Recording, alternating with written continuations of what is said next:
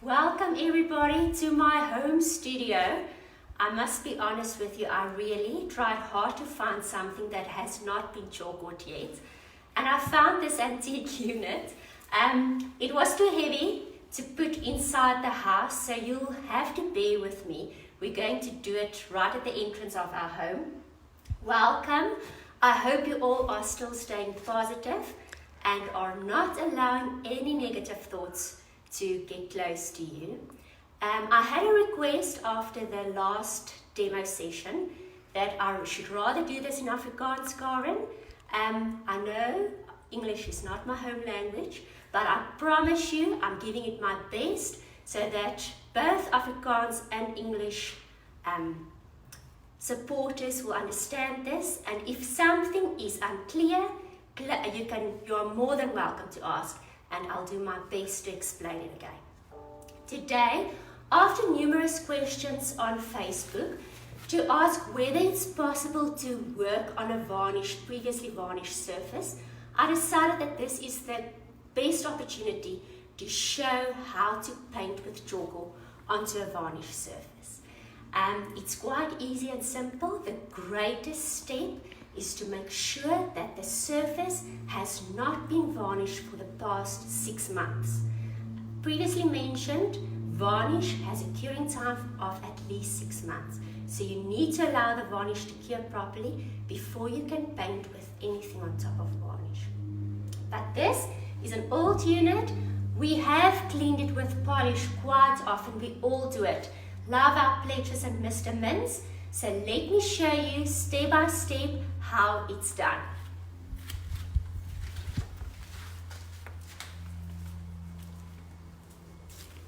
Thank you, Kaylee, for being the photographer and video woman for this tutorial. Very important first step. If you know that the varnish has cured for 6 months, is to clean your surface properly using lacquer thinners. And the thinners that I use, and I know I don't experience any issues, is Power Fix's lacquer thinners. We always, when we either attend a workshop or attend an expo, we tell the ladies, just think it's lacquer to be thin. And then you use lacquer thinners. Sugar soap leaves residues. Benzene and turpentine leaves behind an oiliness, and then the paint can't grip on it. But if you clean your surface, and this is very important, properly with lacquer thinners, you won't experience any issues.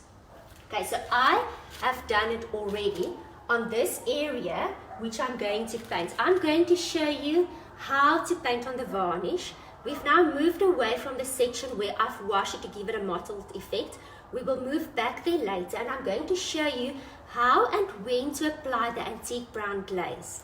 But the first important step is to clean properly with lacquer thinners. Wear a glove, make sure there's ventilation in the space, clean well, and then you allow the thinners to dry for at least 20 minutes. Coastal areas, everything takes longer, so there we recommend a drying time of 40 minutes, but you will feel if you touch the surface, the thinners evaporates.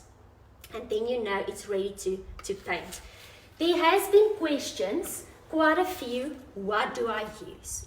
Do I use a foam roller? Do I use a moe roller? When do I use a brush? It depends on the finish that you want to create. When working with brushes, I recommend Hamilton's brushes. I'm going to bend quite a lot because I'm standing here on a sort of a pedestal on the staircase.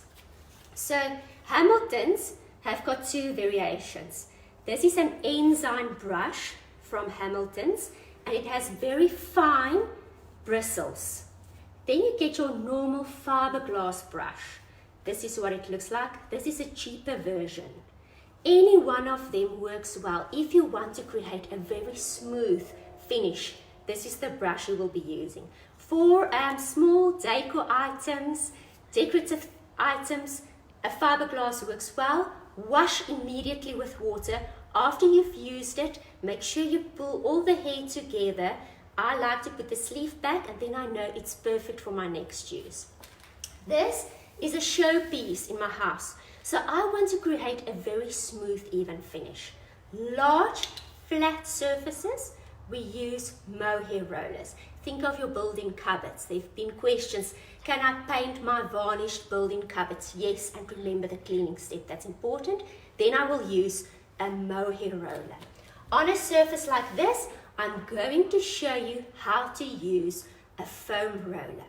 Foam roller, very important tip, not to dry. I'm going to show you step by step to get a very even, smooth application, like on here. Okay, let's start working.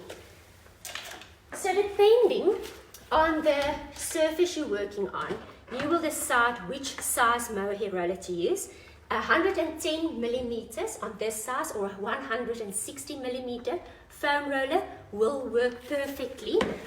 I have rinsed it out and I make sure that it's completely dry before I start working with it. So I'm just using my apron. I luckily found a cleaner version of an apron in my garage when I did some cleaning. So I'm very thankful for that. Then I'm going to use a color. It's one of our new additions that's not available yet. Everything was supposed to be available before lockdown, and then lockdown happened, but I'm going to show you some of the new colors today as well.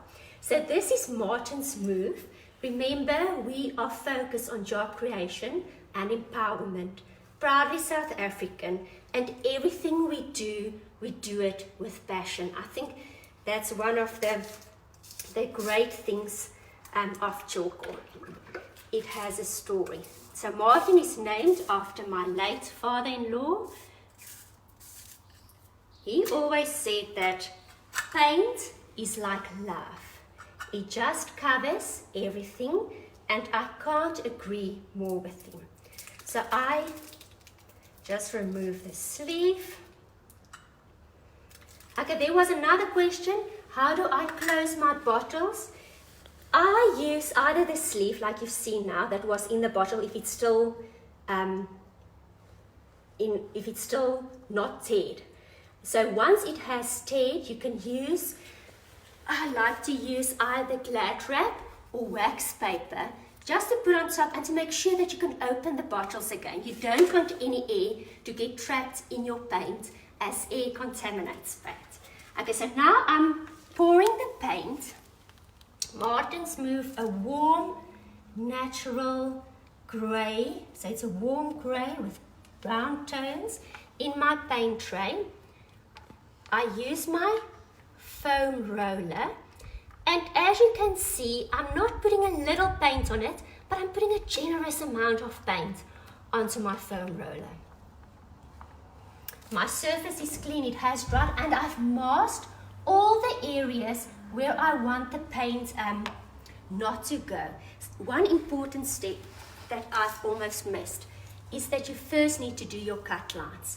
So the roller won't be able to reach on these crevices and grooves. So those areas you need to paint first. So I use my paintbrush. One of the colors, and also one of my favorites, is Simon Says. Now Simon has a nickname, Suzuki, at the office, and he always says, "Oh, Mama Nadine, jy plak die verf." Because everything is always done in a hurry. So first what you do is you paint your cut lines. This is called a cut line. And I've used Hamilton's masking tape as well. It's good quality, it grips to the surface, and then you know you have perfect cut lines. Can you see here what was done? There's the cut line between the grey and the bluish color. That bluish color is a jade. It's a warm teal color, and it's also one of our new additions, and it's called Nao's New.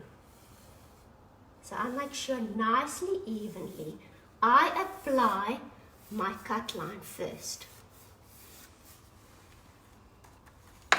I'm going to close my bottle, just get out, remove the top, and after we're done, I'll put my piece of wax paper or glad wrap inside. And this is a very important step. Can you see I'm doing it nicely, evenly? A second coat will be required, and that's quite normal and fine. But you want to allow your first coat to dry properly before you start applying your second coat. So I'm doing cut lines first. Nicely, evenly. Make sure you reach everywhere.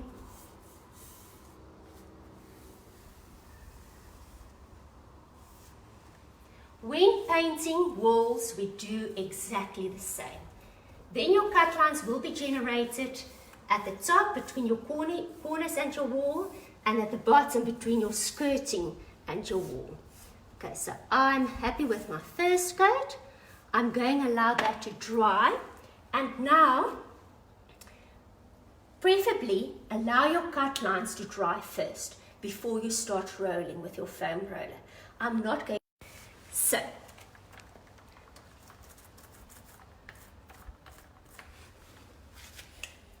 are you ready, Kaylee?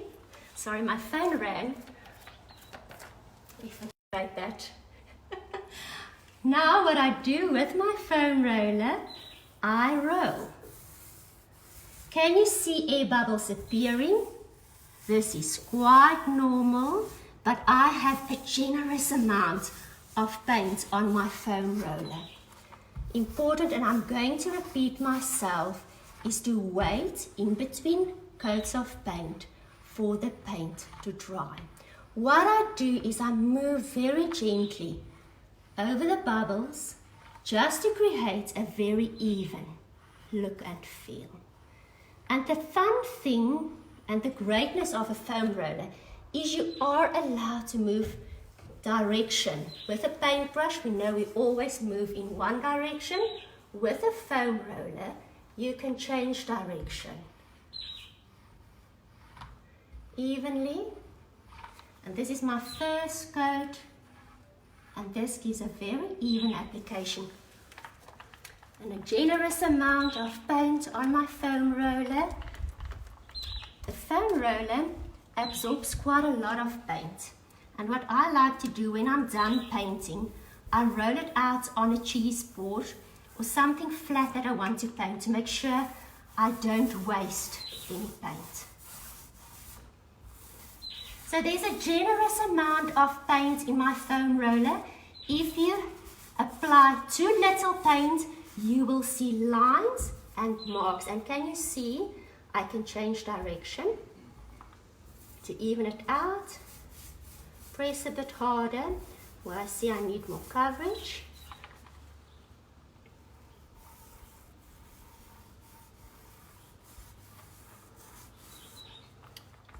And don't work with a dry roller. That's the greatest tip of advice I can give for foam roller users. Larger, flatter surfaces, mohair roller works quite easy and simple with no problems. As you can see, the foam roller is quite a pleasure and quick.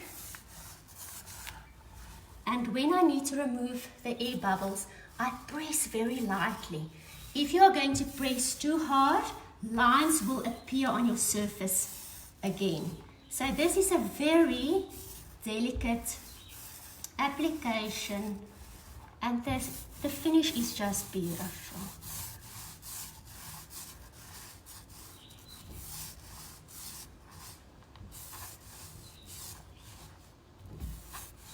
Okay, this is, and I'm repeating myself, but this is now the first coat. I'll have to wait for this coat to dry before I start applying my second coat. But for the second coat's application, all the steps will remain exactly the same. So you'll start with your cut lines again first.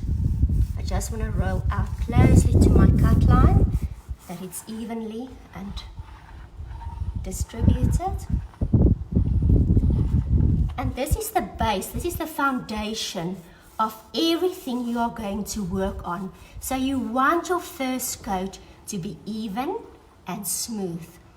Else, everything else that you're going to apply on top of this will have the same texture. So the more even, the more smooth your first coat, the more smooth and even everything else that follow on top will be. So I'm just evening it out.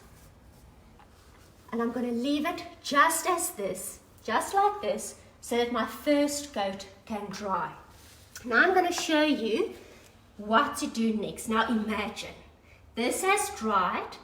We did our cut lines again, rolled with our roller everywhere, nicely, smoothly, evenly, and our two coats were on. Now we can remove the masking tape. And I'm going to share some ideas and tips on how to create straight lines. Seeing that this paint is still going to be wet, we won't be able to apply masking tape on the painted surfaces. Okay, so we'll have to need a trick to get nice and straight, even cut lines, and I'm going to share something with you. So we now imagine that our second coat is on. It looks like this, and now we are going to do our Neo's new color. So I'm just going to remove this section. After this tutorial, I'm going to finish the cupboard completely and send you the pictures, but you'll know exactly how to get this look and feel yourself.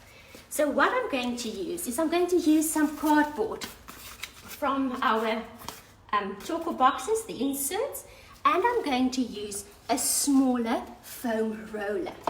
Seeing that the surface we are going to work on, and I'm just going to open this cupboard. This is smaller, I'm going to use a smaller roller. Let me get it. This is Neo's new Shake My Bottle.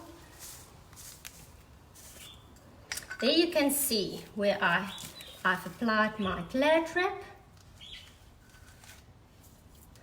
I pour some out in my paint tray.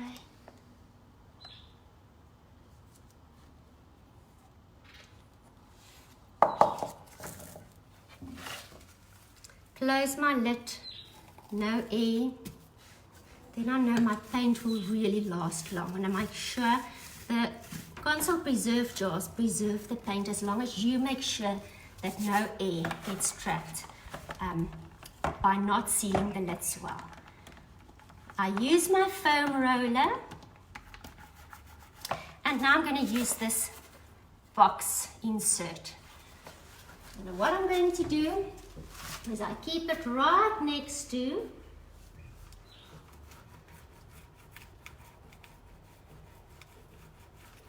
my cut line.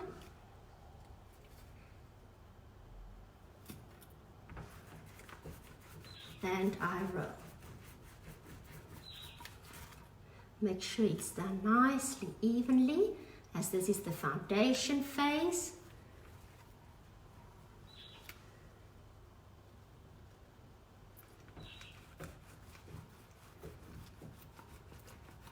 I have applied masking tape on these areas because I don't want to paint the inside. I have a 3-tone cupboard. So it's wood, it's Neo's new and Martin's move. And I'll continue the entire area. Does it make sense? I hope so. So this is a great tool to create even lines when paint is still wet and you can't apply your masking tape on the wet surface because it will remove the paint. Okay. Next, I'm going to apply my second coat everywhere. Some instances, depending on what the color of your surface is you're working on and the color of paint, a third coat might be required. So it does happen. It's quite natural, and it also depends on the tool you're working with. If you're going to roll the paint out really very thin, you will need more coats to get a solid even application. But with the way I've done it, I've just used 2 coats and I know my surfaces are beautifully prepared. Okay, Katie, now we're going to move back to this section so that we can show what's happening next.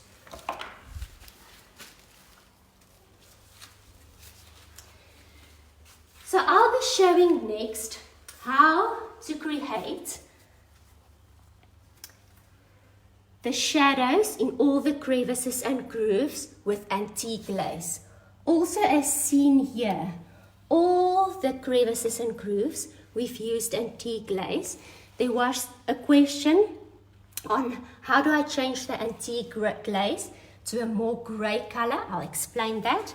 On the mottled effect on the cupboard, which leaves a beautiful finish for focal walls. On a chest of drawers, if you start washing at the bottom and you create this ombre effect where it goes from darker to lighter, I'm going to show you exactly how it's done. Flat surfaces, we do not use the antique glaze. Antique glaze are meant for surfaces with crevices and grooves. To get this look, this mottled, washed antique finish, we use various Tjhoko colors, and I'll show you which colors and how to accomplish that look. Okay, let's move back to the front of the cupboard.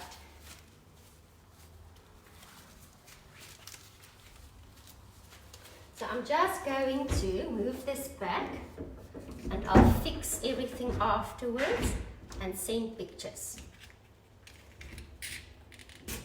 So it's quite simple and easy. Foam roller tip, not a too dry roller. Then you will get your lines. Okay, now for the antique glaze, our glazes, both the antique glaze and the clear glaze, this is what the antique glaze looks like, is a pure acrylic product, meaning that it's a very good quality and it's also concentrated sealants. Now Tjhoko has a built-in sealant. If this was me and I liked the matte look and feel, I wouldn't even have glazed this unit. If you want a subtle satin finish, or you're painting surfaces, kitchens, bathrooms, outdoors, and something like a bed pedestal or a tabletop, those are areas that I would definitely apply the sealants. Not the clear glaze or the antique glaze. This is meant for crevices and grooves. The clear glaze, and on Thursday I'll show you how to do the application. The antique glaze is to create an antique look and feel. So it's in like the pictures that I've sent. That unit was our neighbors that we did right at the beginning of the Tjhoko journey. They're still our neighbors, and that unit is still in impeccable form. And I've done it exactly how I've been showing you up to now. And now the next step will be the antique glaze. So that clear glaze, also in a concentrated form, we mix it with 30% water. It says it on the instructions of the antique glaze as well. But I have a secret ingredient which I freely share with everyone, and that is to add either a bit sheriff stone, 30%, sheriff stone and 30% water. The 30% water is mentioned on the instructions. So I like to add 30% sheriff stone or 30% matte black into my antique glaze. If I want a darker finish, I add the matte black. If I want a nice grey, and this is for the question I received yesterday, a nice grey rather than a brown finish, I add the sheriff stone. And you can add more. If you feel that it's still too brown for you, add more sheriff stone. You can't make any mistakes. Everything is water-based, eco-friendly, non-toxic. Yes, children can paint with Tjhoko. I have a lovely video to share later with you of 2.5-year-old that Tjhoko'd her milk cartons yesterday. So I have my antique glaze, and this is also an idea I want to share with you. So this is one of the empty Tjhoko jars. Clean the outside well with lacquer thinners, wait for it to dry, and then you can Tjhoko onto it. And you can even Tjhoko the metal plate and put a doorknob in, and you can write with chalk on Tjhoko. It's so versatile. So this can be a lovely gift for teachers to say thanks mixing, the antique glaze does come with a stirring stick. I just lost mine, so I'm using a stencil brush, and I mix it well because the colorant is quite tacky and it's sitting at the bottom, which is something quite normal to happen. Now I add it to my jar, and I add some sheriff stone to it because I just want a nice subtle finish on my crevices and grooves. And I'm just estimating you want like a nice creamy consistency with your antique glaze, and a little bit water as on the instructions.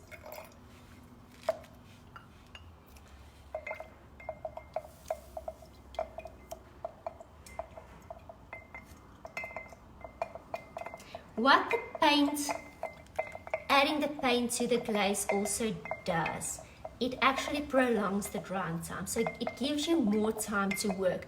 This is something that you need to experiment with, because depending on the temperature, warmer days the antique glaze will dry faster.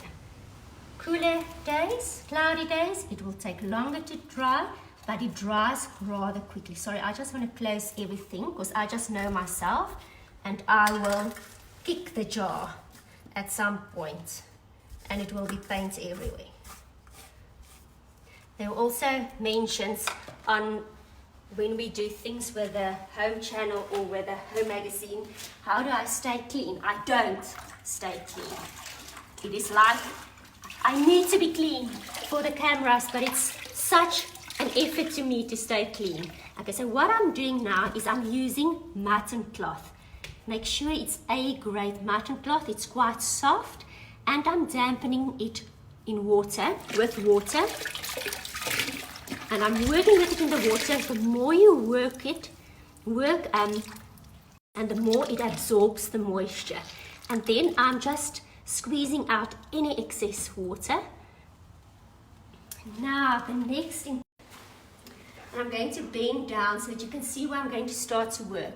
This is the most important step for any wash technique. It's actually a damp cloth, colorless, more or less the same size as a kitchen towel or an A4 page.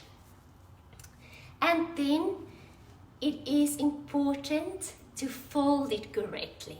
And something so simple can mean so lot for a paint technique. So I fold away all the hems to make sure that no frills can get onto my surface, and I put it like a ball in the palm of my hand. And I'll be working with the front section and make sure I have a clean section at the back. If I need to manipulate anything, I have a clean side on my cloth. And this is how we wash. So if you hold it in your hand, later we're going to wash, you have something that's very flat.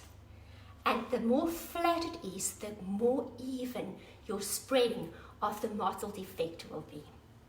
Okay, I have my antique glaze and I have an artist brush.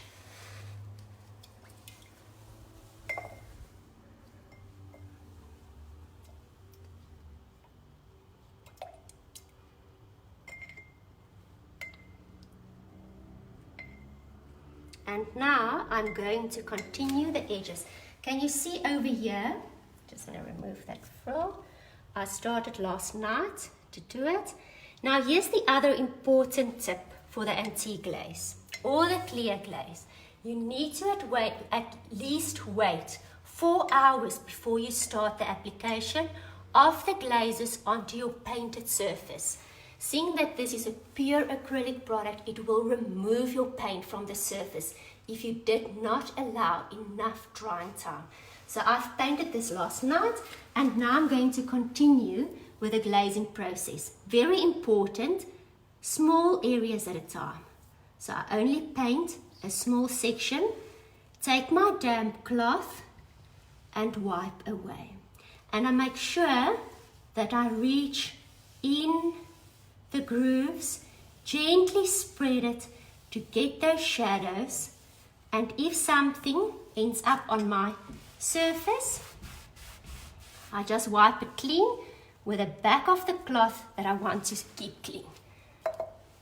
And I'm going to continue, small areas at a time. And if this is still too brown for you, I did mention earlier you can add more sheriff stone charcoal into your antique glaze. So you can manipulate the colors.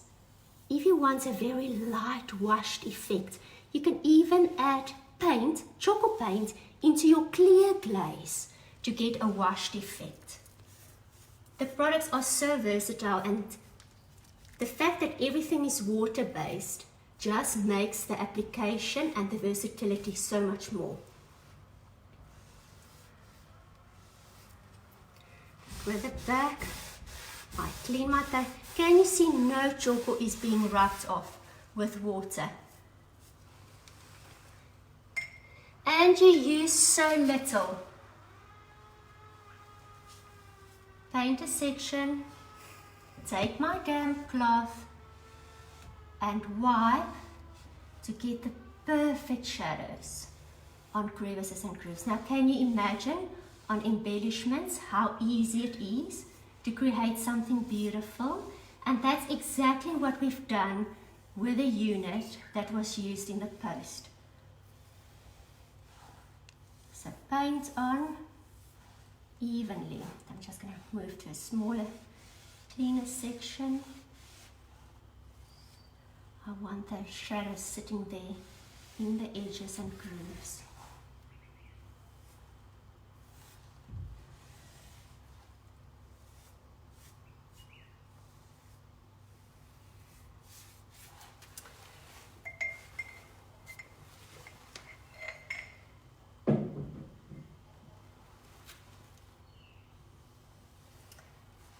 So the fun thing is that there are no rights or wrongs. The two very important tips when working with charcoal is to clean your surface properly with lacquer thinners before you start. And the other tip is to allow enough drying time before you apply your glazes. So I paint on lightly. This is a very light movement. I wipe off. If there comes anything on my surface, I just remove it immediately. Okay, let's quickly, Kaylee, move to the top. I will finish this later so that you can just get the idea of what's happening here. So there's the area is a bit larger. You will see the effect maybe better. Fold my cloth like a ball in the palm of my hand. Light pressure. I wipe until I get the desired look and feel. And I continue. This feels so strange to have a quiet audience. I hope it makes sense. Please let me know if anything is unclear, and I will gladly help. Lee is on Facebook, so if there are questions coming through, she's ready to assist, and I just wipe.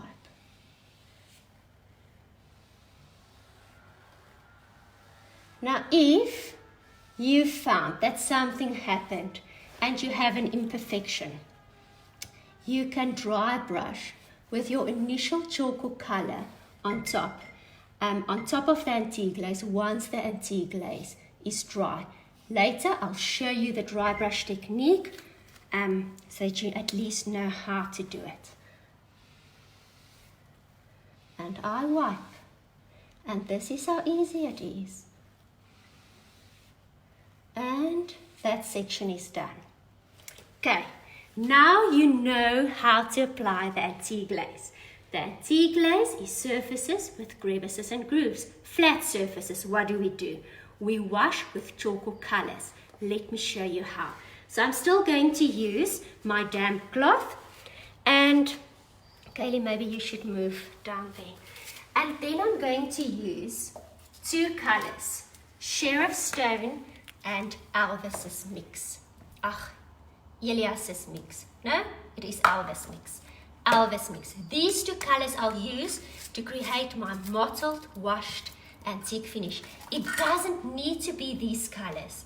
If you want to be adventurous and you want a washed, mottled color on your surface, you work with different paint colors, Tjhoko colors. Okay, so I've just dipped my fingers in there. I'm so used to do it. You can actually use a paintbrush. You don't need to use your hands. And what I do is I spread the paint nicely, evenly into my damp cloth. The nicer it works. And the other important tip is to fold away and use your cloth like a ball, flat ball in the palm of your hand. I'm going to start at the bottom section to wash, and then very light pressure. So I hardly press on my painted surface, and I just start working in a circular movement. So initially the effect is very even, very light, but this is the right way of doing it. Else you have a blotch on your surface and something that looks very uneven.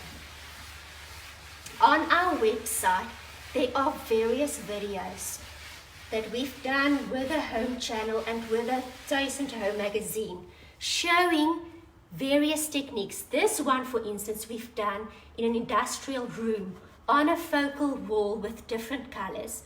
We started with neutrals and we ended with Shorty Story. Go have a look. So there's some color inspiration also on that post. Kaylee, just tell me if you can see the change on your screen.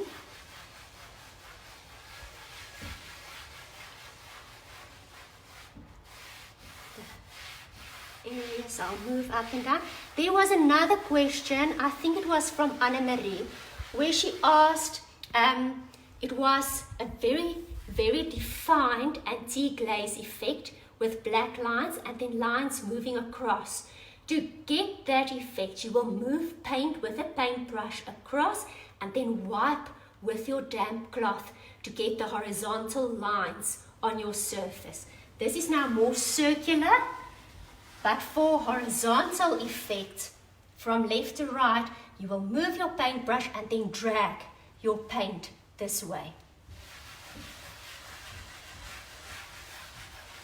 Okay, and I want to create an ombre effect. So I will press lighter as I move up.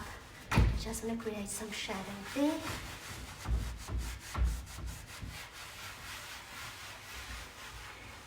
Okay, very important between your washed coats. Wait for the paint to dry just to cure a bit, and then you apply your second coat. I'm not giving it time to rest, but that's the right way of doing it. I'm going to now use Elvis mix.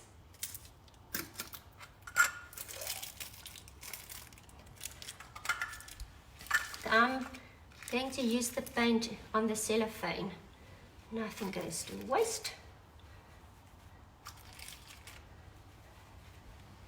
How do I clean myself? Oh, a long bath with candles.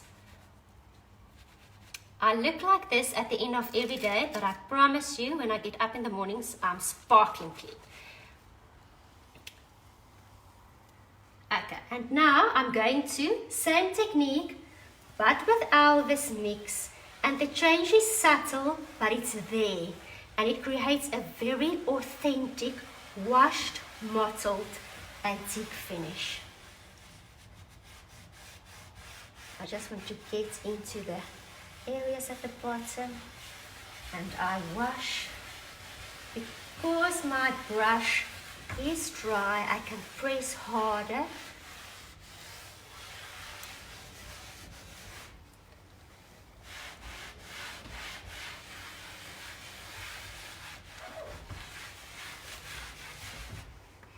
Just add a little bit more. We have sun in Gauteng again today, thank goodness. I hope Cape Town has enjoyed their rain and that the sun also reappeared there, and I'm pressing very lightly.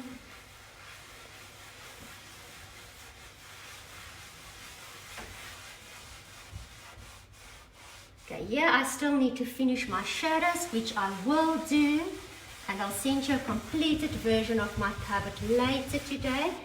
If anything happens and you want to hide any imperfections, this is how it's done. So I'm just creating lighter shadows at the bottom, lighter shadows at the top, lighter shadows at the bottom. If any imperfections, let's say for instance, I've created something too dark here, I return to my initial color.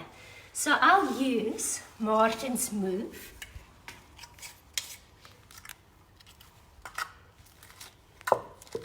And this is now if any mistakes occurred, or this is also a nice final step just to bring everything together. And I put Martin's Move on my damp cloth, and this is my final color. Very light pressure. I just put this on right at the top. And as a last step,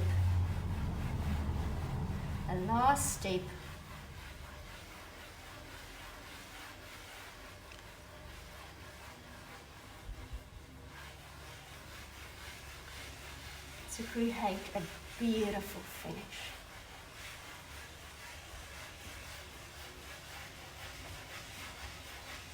And there I'm hiding my imperfections that I've created to show why and how I hide it.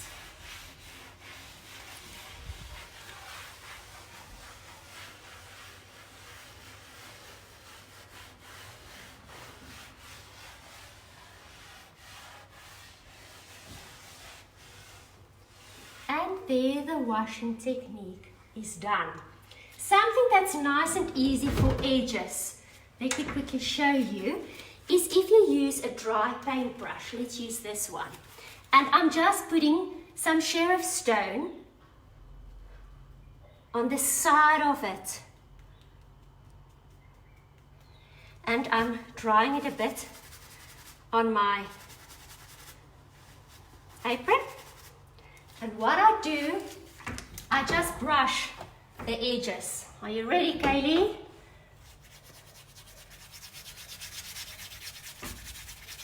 Can you see it on your screen, Pales?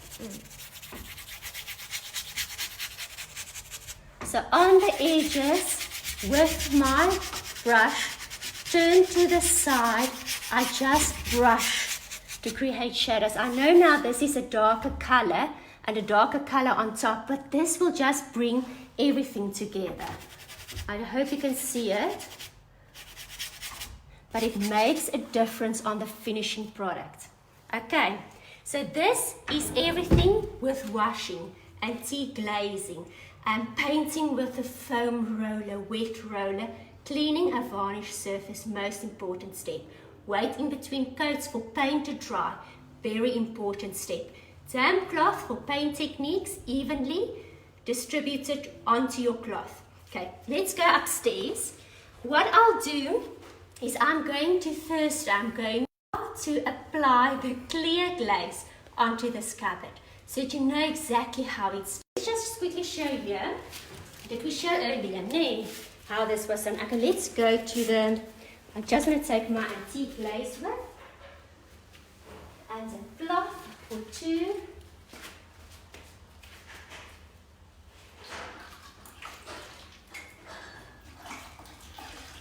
And then we are going to the stencil of Paris blocks. This is specifically for Marijke from Worcester, I think. I met her at a Ceres workshop. Oh, I took my water, not the glaze, Kaylee. Let me run down.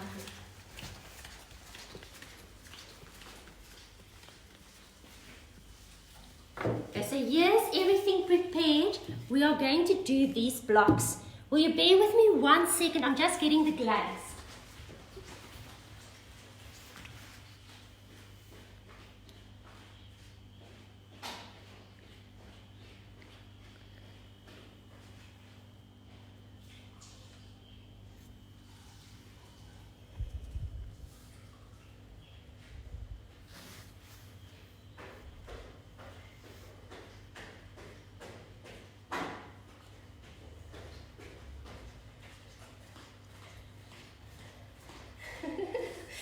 Okay, I'm back. So last week we showed how to do the stencil of Paris technique, how to color the stencil of Paris with paint, how to stencil with paint. Today I'm going to show you what else can be done with a stencil of Paris. So what I have done, and look at all these exciting new colors that will be coming soon. Here's an aubergine color. It looks like this when it's painted out. Tina's terracotta was on our Facebook page yesterday. One of the new colors we're launching. And that's it. So I've showed you 4 new colors today.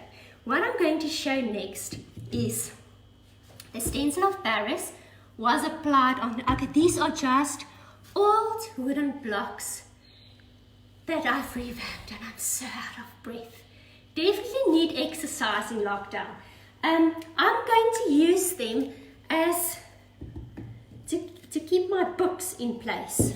How stunning this will look if you put books in between them, or use them outside. I'm going to do something with them, and I'll send you pictures of what I've done. So this is, I've used the stencil of Paris, allowed for it to dry, then painted with varnished. Stunning color. I'm busy painting my flower pots outside, the same color. And now I'm going to try sand. So this is also something that you can do with a stencil of Paris. Sorry for the sound. I'm going to sand now.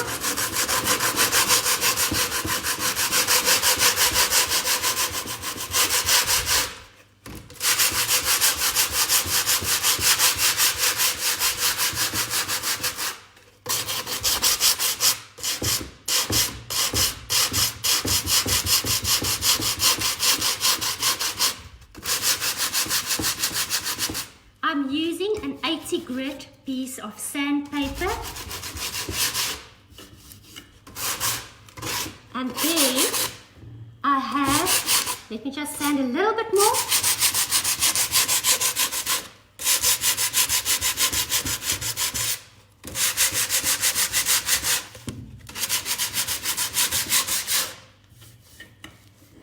Something very stunning. So this is a floral stencil pattern. There I've stenciled with something different. That is the same. There is a nice theme for a nursery or a boys' room. It's helicopters and trucks. And there's something stunning and unique, and it was just a wooden block. Something else that can be done with a stencil of Paris on lighter colors, more pastel colors, is to also use the antique brown glaze. Now let me show you. Here's the glaze mixture from earlier.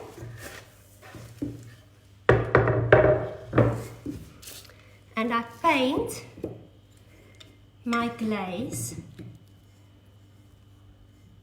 Just see which side. Let's use this side. Onto my stencil of Paris that has dried. Then I paint it with gracious, I think. Now I'm applying my antique brown glaze. You just allow for the glaze to grip before you start wiping away. And this is also something that you learn over time, is to start reading your glaze, because weather, temperature plays the biggest role. Very light pressure, I start wiping. Move my damp cloth to a cleaner section, light pressure, patience, and I wipe. move my cloth to a cleaner section. Lovely ladies for a cheese board. And what the antique glaze does, it already seals it. And it's non-toxic, so you can actually use it for your cheeses. If you wash, what I do is I just rinse mine under a tap with some sunlight liquid water and just dry immediately, and it's ready for uses again.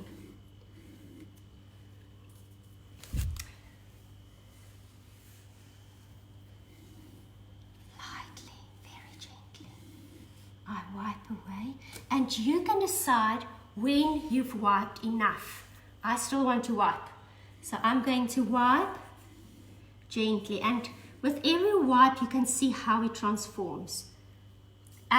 This is something that I think will look beautiful for your pots Mareike, but you will need to apply more stencil work, that the patterns are everywhere on those pots, even if it's different stencil designs.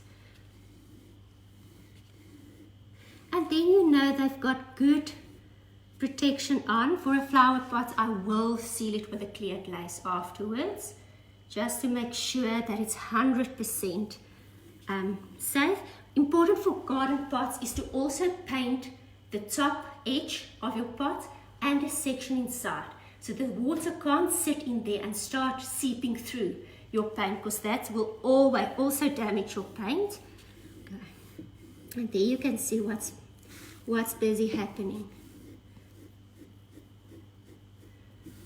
How stunning is that?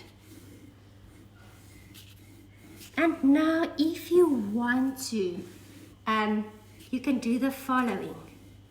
Like the washed effect I've showed earlier, let's add some David.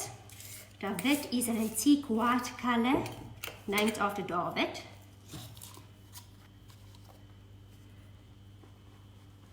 So I apply some, it can be your first color, the color you originally used.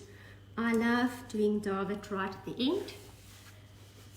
And then the last technique I'll be showing after this is dry brush. Okay, so here's David on my damp cloth. Just allow the glaze to cure a bit, dry a little bit, and then very light pressure, as the wash technique we done earlier. We just wipe this on top. And look how stunning this is.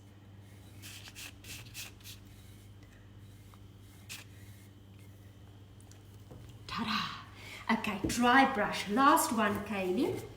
Let's find a section that's nice and visible. Let's do it on this dark aubergine, almonds aubergine. Okay, so we're going to do it. Let's do it there. Dry brush is exactly what the technique tells you. It's a dry paintbrush. All the others were wet, so I had to dig out a clean one. Don't use your hand. Use newspaper or anything else. And then you remove any excess paint. And what you do is you just very lightly brush. So it gives the impression that you've sanded the surface, but you didn't. And immediately you can see how this design becomes alive. How stunning is this? And I just want to continue. I must be honest with you. Yesterday, being a Monday, and Mondays we are always jam-packed with meetings. I was able to paint the entire day, and I said to the team it was the most enjoyable Monday I had in a long time. I hope everything was clear and that you understand the different processes. I try to do everything as fast as possible, but please let me know what you want to see with our next tutorial, which will be Thursday, 1:30, same time, same place, and then I'll also show you how to apply the clear glaze. Thank you for tuning in. Let me know your questions and what you want to see next. I'm here to help. Have a great Tuesday afternoon. Bye-bye, everybody.